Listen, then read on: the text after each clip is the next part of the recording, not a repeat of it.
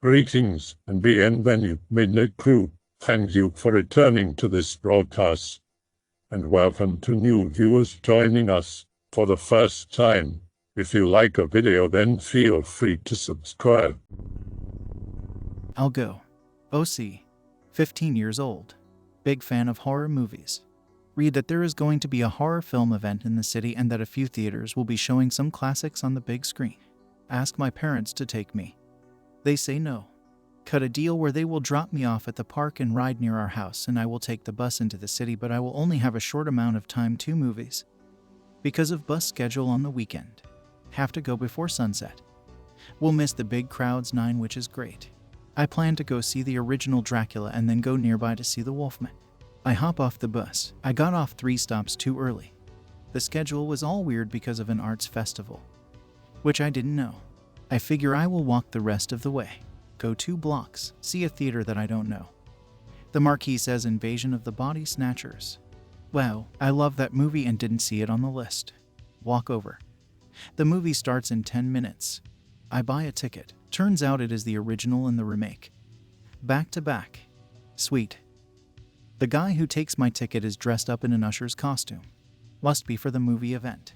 The building is old and pretty run down. I get a popcorn and a Coke. The bottle is small. Go to the theater. Only 3 screens. I sit middle, 3 rows back. Place is a little musty. Film starts. I am completely into it. Hear people come into the theater behind me. Film ends. Intermission screen goes up. I need to pee. Go to leave. See other people already leaving. Backs to me. Big guys are in suits. The girls in dresses. Must be a vintage thing with the movies. Get another popcorn and one of those weird little bottles of Coke. Head back in. More of the same. Watch the film. Really enjoy it. People behind me in the theater. They talk a bit, but too quiet to hear the words. I hear a girl gasp at a jump scene, etc.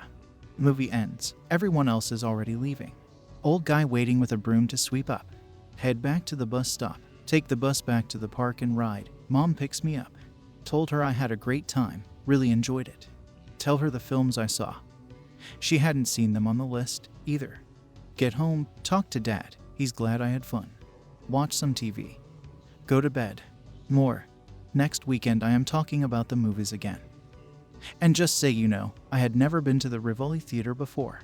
It was nice. If old, my parents look at me funny. The Rivoli, one of the theaters, changed its name. No, I went to the Rivoli. No, one of them must have called itself that for the festival.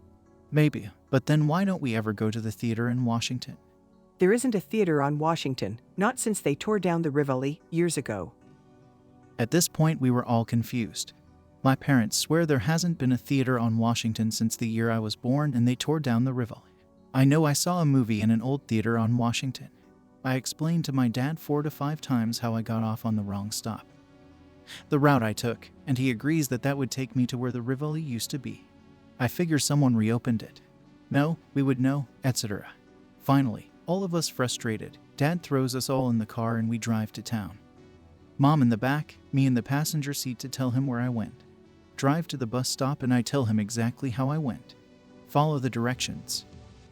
I recognize the drugstore on the corner. The weird-ass nail salon sign, everything. Get to the theater. It is an empty lot, fenced off with no trespassing signs. Full of old weeds. Even a small tree, the sign is rusty. Been that way for a long time. I am shaking in fear. I was all ready for my parents to apologize to me and there is nothing there. Where did I go? My mom is pissed off in the back seat. Starts chewing my ass for lying. Dad can see my face. He knows I am freaking out. He is real still for a minute. Quiet down, honey. Anon just made a mistake. Right, Anon? Yeah, a mistake. I must have gone down 3 more blocks to the AMC. I guess. Mom calms down some, but teases me all the way home. Dad doesn't say anything. While I was in college my sophomore year, my mom died in a car accident. Dad retired early the next year. Started selling custom furniture from the garage. While I was home before senior year, he told me stories of when he was a kid. Mentioned the Rivoli, how they used to sell the 6 half-ounce Coke bottles instead of from fountains. Like now. Remember that weekend like it just happened. He saw the look on my face and changed the topic. After I graduated, I got an apartment and moved out. Dad asked me to take everything I wanted to keep with me or put it in the basement. He was turning my room into a den. Sure. Go visit him a week later. He's drinking beer when I get there. Odd, he usually only has a beer with dinner. We talk for a while, he's tense. Almost grim. Finally says, I found something behind your old desk when I moved it. I was a ticket stub, old but legible. Rivoli Theater. Admit one. I threw it away. We've never mentioned it again. Backstory time. Me and my then girlfriend, let's call her Audrey, went to see a movie a couple years ago. We both smoked at the time and were collectively out of smokes, so on the way to the theater we went to grab a pack. Because of this we were a bit late to the movie and never had the chance for a pre-flick cigarette. Anyway, we saw the movie, and on our way out, a friend, called Mike, of ours came up and asked if we wanted to join him for a smoke. As we walked out of the building, Audrey took the plastic off the pack we just bought, took out a smoke for the both of us to share, and tossed the plastic into a trash can. As we stood talking to Mike, a guy came up to us and asked Audrey for a smoke, and she told him we were smoking our last one. This guy didn't take kindly to that, and started shouting about how she's lying and how she has no right to lie to him. We offered him a sorry dude and tried to walk away. Then things got messy. He grabbed Audrey's wrist and wouldn't let go, and started shouting what the hell and such things. Now, I'm not going to let someone harm the person I love, so I stepped between them and grabbed the arm he was using to hold her. Then, before I knew what was happening, I had a horrible pain in my throat and stomach. My coat was getting wet. And Audrey was shouting, "Stop, stop, stop." I also heard Mike saying what the hell and oh my god. Then, I started feeling what I could only describe as exhaustion, and I no longer had the strength to hold my head up. As my head was dropping, I saw the red all over my coat and the knife the guy was holding.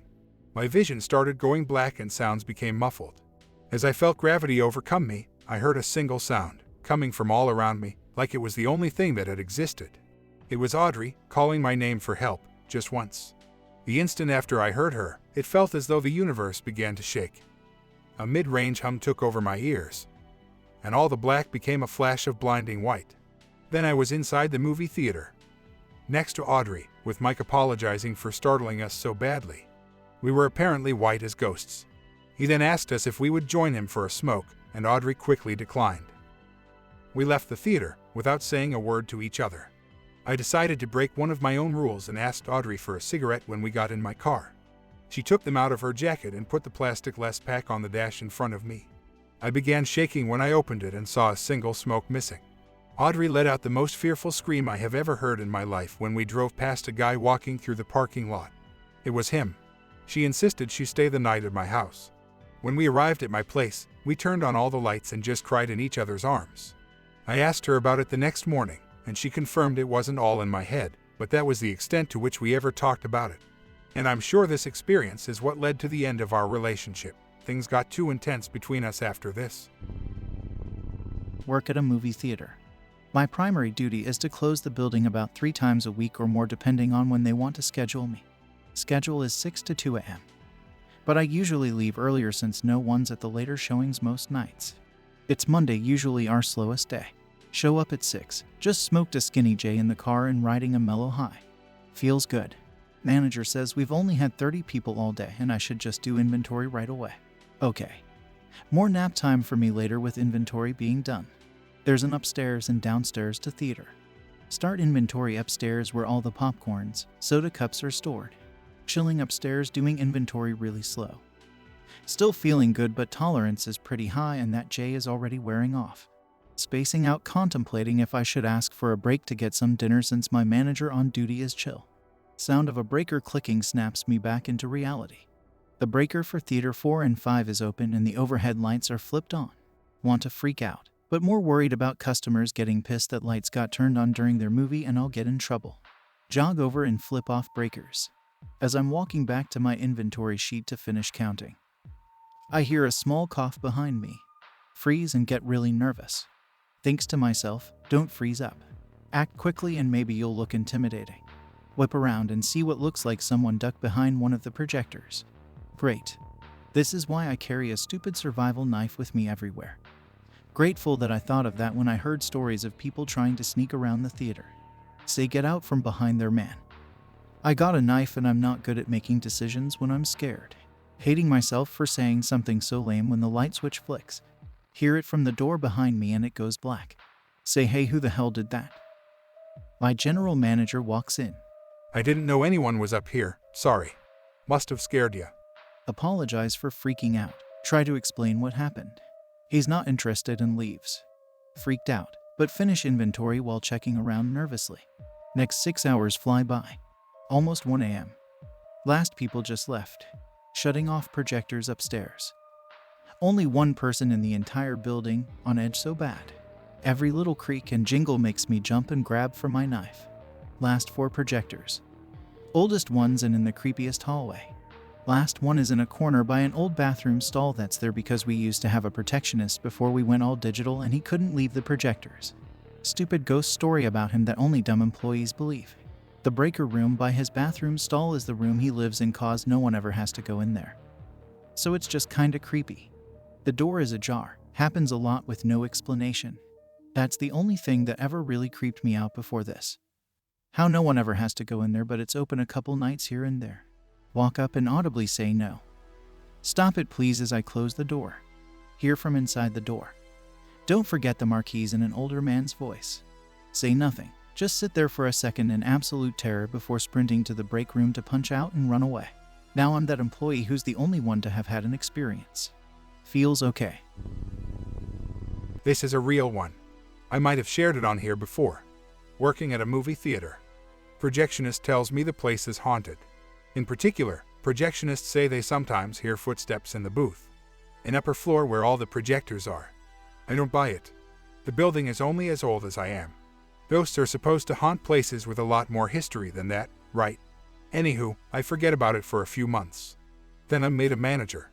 One of the duties is to shut off the projection booth once a week. The booth is nothing more than a long hall that spans the entire building in one long stretch. Projectors are lined up in a row down the hall. You shut each one off and double-check the reels as you go. This takes a minute or two to do. As you move down the booth, you're also flipping off the lights, one at a time. You get the picture. Basically, it's getting darker and darker as you go. Imagine walking down a long hall in a movie theater. But the lights are going out as you walk and there's no one else around. It's also getting quieter since you're shutting off the projectors. Makes it easier to hear little noises. The end of the booth is the worst, obviously. By that point, the entire hall is dark. Just a little bulb over the projector as you double-check it. Every now and then, at this point in the night, I would hear footsteps. Not always, but sometimes. They'd start at the other end of the booth and move towards me. Can't see a damn thing. Projector whirs to a stop and the place goes dead silent. No more footsteps. This next part is the hardest to explain and something I wouldn't believe except that I experienced it every single time I shut down the booth. The room suddenly feels suffocating. I mean that literally. Feels like really bad humidity, a noticeable heaviness in the air that wasn't there before. Flip the final switch and the whole place goes pitch black. Hurry towards the exit, feeling like someone's right on your heels. Shut the door behind you and hold the handle in place as you lock that. It's a fire door, one of those with a long rectangular window down one side. Always felt like someone was on the other side watching you as you locked it. I know it sounds like the power of suggestion, but I didn't believe it whatsoever when I first went up there. I'd always written off anyone who complained of a presence upstairs. But afterwards I understood what they meant. I didn't always hear those footsteps, but I always felt that presence on my shoulder. Glad I don't work there anymore. Be in high school. Be working at this old movie theater. A second-run dollar theater. Really old, 30 years or more. Before that was some manufacturing company or something. I absolutely loved working there. Worked like 60 hours a week during the summer. Minimum wage, $5.50 at the time. Would stay late often, doing odd jobs and repairs. Spent all my free time there. It was a second home. One night, staying late to help the manager lock up. Be sitting in an empty theater listening to Walkman. Theater 4. There were 7. Get up to back into lobby. Take headphones off. Walking towards the doors. I hear a hissing sound. Turn around and see a cloud, like a large puff of smoke hovering at the front of the theater. It was very thick and very defined. Cloud hovers there for a moment, then rises up and disappears. First I'm like, WTF mate, decide to go check it out. Looking to see if there is a vent in the floor or something. Don't see anything. Confused, but whatever. Got work to do. Some other strange stuff happens over the next year. Never assumed paranormal though. Everyone heard stories previously of people dying in that building. Usually rumors. General manager did walk up on this one old guy dead after a movie once. That was wild. Pick related, the same theater. Only one theater ever gave me the creeps though. Theater 1. Never actually saw anything but always weirded the hell out of me. You know when you walk into a room, and you can tell that a TV is on, even though you don't hear or see it. Or you can feel that someone else is there. Well, every time I was cleaning that theater, it felt like the entire thing was full of people, every seat, and they were all just staring at me. Got to the point where I would always make sure someone cleaned it with me. Never told anyone why though. Year or so goes by. Same story. One day, family member of one of the staff stops by. She used to work there years ago. Always tells some bogus ass stories attacked by ninjas, etc. batshit crazy. Starts talking about the theater being haunted. iceroll.jpg. Blowing her off as usual. Until something she said catches my attention. She said that the two theaters that were haunted were Theater 1 and Theater 4. The same two theaters that I had always experienced all the weird things in. Get goosebumps. She begins telling about all the weird stuff that went on. Theater 4 is apparently haunted by a little boy who plays tricks on the staff. Supposedly friendly. No ill will. Then she said that Theater 1 was haunted by an evil spirit. A demon. I had said nothing of my experiences to her. So I got some chills.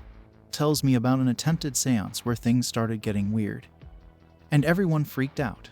I still didn't totally believe her. But she definitely caught my attention. I've believed in ghosts for most of life. Had many encounters within family throughout the years. We moved around often. Yet each house we lived in had something weird going on. Seen apparitions, with entire family in the same room to witness. Have home videos with orbs following us around. Moved to new house, where this story is set. Used to be owned by a pastor, or priest or something. Crosses hidden all over the house. Even in attic and crawl spaces. Finally, one that isn't haunted. No incidents to date. Over that next summer, the stories become legend among the staff. The little boy ghost, eventually named Billy, becomes quite active. Stuff gets knocked off desks. The cups for soda that are in a dispenser in the wall would all shoot out randomly. We'd always be like, damn it, Billy, cause now they were dirty. The kids' combo boxes would always be stacked differently. Stuff always being moved around. Eventually managers put in security cameras thinking it was the nighttime cleaners screwing around. Also we would hear running up in the projection room. Even late at night. Be managing one day. Me and 2 other staff working. Maybe 15 people in the theater total. Go upstairs in projection room to take a dump in peace. Small bathroom. With no door. But can't see out into the projection room. Hear footsteps coming up the stairs. Yell out there, what do they want? No reply. Footsteps continue towards bathroom. Hey asshole. I'm taking a dump. What do you want? Only hear projectors flickering. Footsteps walk away and fade out. Finish, go down and ask staff what they wanted. They look confused, say none of them went up there. Didn't see anyone else go up there. MFW ghost watched me take a dump. One day. Get idea to have a seance, to convince the few staff who denied the ghosts. Start doing mad research on it. Start getting the best kinds of incense. And the right color candles, etc. Buy a Ouija board. Start getting a group of volunteers. And cameras. Even decide to study on how to be a medium. How to interact with it. Even what to do to let it enter your body. Email a couple psychics and mediums and ask for tips. They reply back saying I'm stupid and I shouldn't be messing with that. Tell me horror stories of seances gone wrong. Whatever. I remember reading in my studies that black and white photos are good for documenting ghosts cause they pick up on subtle light sources better. Having a new camera phone. Shortly after they came out, I begin going around the theater and taking pics in random places to see if I catch anything. Get all but Theater 1 in one of the bathrooms. Next day, I'm cleaning Theater 1 and I'm talking to myself. It was how I coped with the creepiness. I would talk to myself or talk to the theater. Joke around or tell stories to take my mind off of it. I decide to mention the seance to the theater and invited it to come out and join us. As I was walking out, I stopped and turned around. "Oh yeah, I forgot to take your picture, pull out camera phone." Just then, the ceiling starts exploding, making these horribly loud cracking sounds all over the room. My butthole puckers so tight, and I run out of there in a dead sweat. Guess he didn't want his picture taken. Later that day, I forced someone to go in there with me and tried to take another picture, but there were no pops this time. Weird things start happening at home now. Never had any issues with this house before. Be walking out of my room late at night. As I'm walking through my doorway, I feel a sudden shock. The room flashes, and I hear a woman scream. Sounds is right in my ears, very loud. Day after the ceiling popping, I walk into my sister's room to talk to her. She is sitting in bed. While I'm talking to her, she gets this weird look on her face, eyes wide open. She points behind me. Apparently the drawer to her dresser started opening behind me. I turned around and saw it moving. Dresser starts falling over on top of me. Turn around and catch it. The lamp flies across the room. The TV on the dresser falls off and hits me in the knee. I fall to the ground, dresser on top of me. My sister laughing hysterically. Dad comes and opens the door. Sees me on the floor, dresser on top of me, wincing in pain. Knock it off. Then he leaves. WTF. Hick. The doorway of the room where I would hear the screams. Start beginning to rethink this seance. Maybe all this is a warning. Convince myself that I definitely need to do it now, to find out what is really there. Later that week, my dad makes me have a sit down with our pastor. He's concerned over all the seance shit I've been getting into. Pastor acknowledges the weird things that's been going on. Explains to me there are spirits, but not of dead people. When you die, straight to heaven. Straight to hell, no dwell time. Pulls up a bunch of passages. The only spirits that walk the earth are angels and demons. He's got a point, and this thing definitely wasn't an angel. Eventually decide that the seance isn't the smartest thing. Ditch the project. Still have the usual occurrences. But over the next year things definitely calmed down a lot. Nothing happened at that house since. Still not sure whether I believe in ghosts or not. Alright, well this was all around my mid-teen years. A lot of weird stuff started happening after these theater incidents started, and no, I wasn't on any drugs. A lot of the stuff that happened, I questioned its reality because I started hearing and seeing a lot of weird stuff. I was sleepwalking too. I would often wake up in weird places, or hear stories of me doing weird stuff while asleep. So, I was very skeptical of my sanity, and I can say that what I saw at that theater was as real as could be. It wasn't any delusional dream state that I had been accustomed to for the voices and hallucinations. Be me, around 12 years old. Live in a little town of less than 2,000 people. Summer, extremely bored. Don't want to watch my sister play Banjo-Kazooie, libraries closed. Decide to take my bike and explore. Find big field with crumbling little building on the northwest side of town, surrounded by cheap little houses. Never really paid much attention to the little L-shaped building, check it out. Concession stand with broken old popcorn machine, hot dog roller, weathered spools of tickets, boxes of paper cups. Tiny room off to one side, sharing a roof with the rest of the building but otherwise unconnected. Old projector, huge wooden table that takes up almost the entire room, a few reels of film. Mouse crap everywhere, but this is clearly an old drive-in theater, and it's amazing. Why is so much of the stuff intact, when there are people living 20 feet away? Take one of the film reels home, along with various other junk a kid thinks is cool. Looking at the film sometime later on a classroom projector my family owned for some reason. Wish I had a movie projector to view it in motion, make do with looking at individual frames. 8mm film, very grainy, contrast too high to make out faces, maybe from weather and age. Clearly not a Hollywood movie, possibly Italian or home video. Scenes seem to be of guys dressed in regular clothes, pulling people into frame, holding them down, and beheading them with what looks some kind of big axe. Realize that a horror movie probably wouldn't go on for this long, killing this many people in the same way, in a single shot from a single camera. Feel disturbed, put the film away and try not to think about it. I never did figure out whether the film was real or not, or why it would be in a drive-in theater. I can only assume that it was either a snuff film that someone was watching after the theater had closed, or one of those less than spectacular Italian horror films from the 60s. Be 2005, working at the local movie theater fresh out of high school. Town rumor of Theater 24 being haunted. Story goes during mall construction a worker got crushed by an I-beam. Time to clean number 24. It's afternoon on a weekday, so the upper floor is a ghost town. Am all alone cleaning. Prop door open as always. It locks into place. Go into theater. Start cleaning. Film reel finishes. Completely dark except for super dim lighting. Damn projectionist forgot the metal strip on the film. That's how the lights are cued to go up and down. Suddenly hear loud slam of the door close. Release bricks and run to and out of the now closed door. Look around, no one is there but me.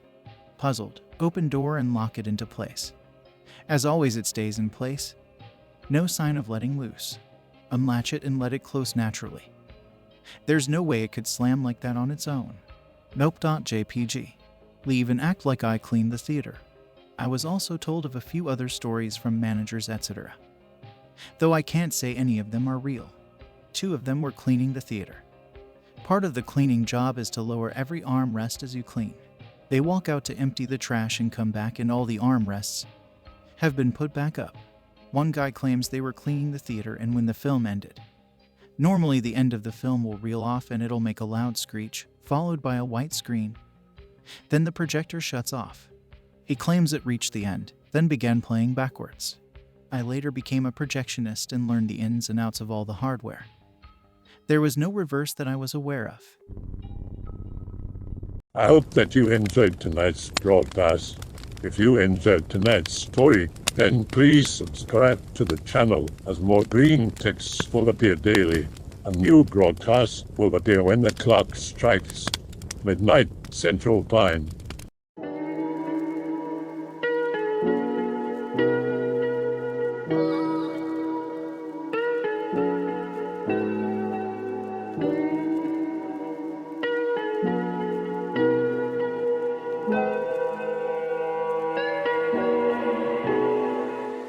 Remember to check out the Odyssey page in the description for a second archive of the channel's videos.